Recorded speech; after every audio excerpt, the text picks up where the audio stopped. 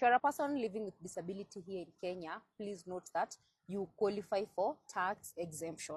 Whenever you are importing a car, you qualify for exemption, and you have like 4 years, and then you can change your car and still import another car duty free.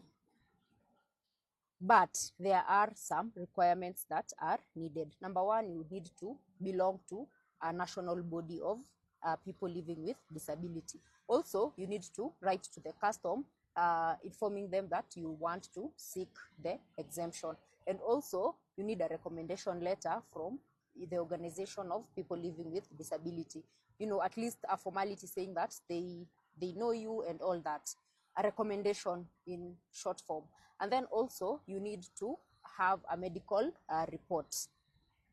And then the other thing that you need to have is 1 year bank statement, or maybe let's say 6 months bank statement, because the government needs to know that you are the one buying this car. It's not someone that is trying to evade tax and then they are buying the car using your name, because that one is not legal, or that one is not allowed.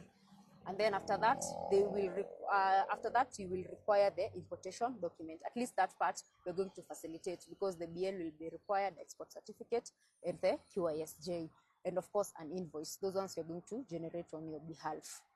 You need to have a driving license with class endorsement H. Although when it comes to the driving license, you also have a chance. The other requirement is you need a driver's license with a class endorsement H.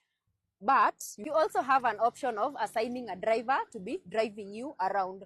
But they need to swear an affidavit that you're not gifting them this car, you're only assigning them this car, and it doesn't mean that this car belongs to them.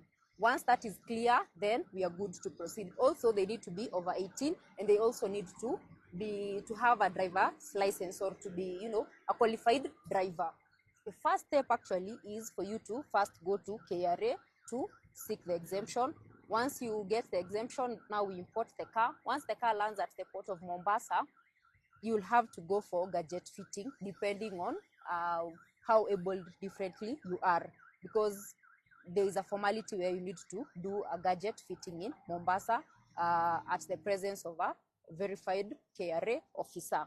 And then now once that is done, now we move to the next step. As much as you are exempted tax, you're not like paying zero for tax. Now let's say, for example, if tax is 1 million, you're exempted from the excise duty, from VAT, but still there are some costs that you're still paying for, MMS levy, railway, and all that. So out of 1 million, you could pay something like maybe 200K or 150,000. Please note that it's not like it's zero rated. You still pay but a small amount. So you see, if you're paying 200K out of 1 million, you've still been exempted 800,000, and that's a lot of money. So that's how exemption works for a person with disability. You can always contact me for more information. So, for example, if you're buying a Harrier that is going for 3.5 million, then if you're exempted, then you are likely to get it for a budget of around 2.9 million. So you are likely to save around 600K or 700K, 1,000 shillings.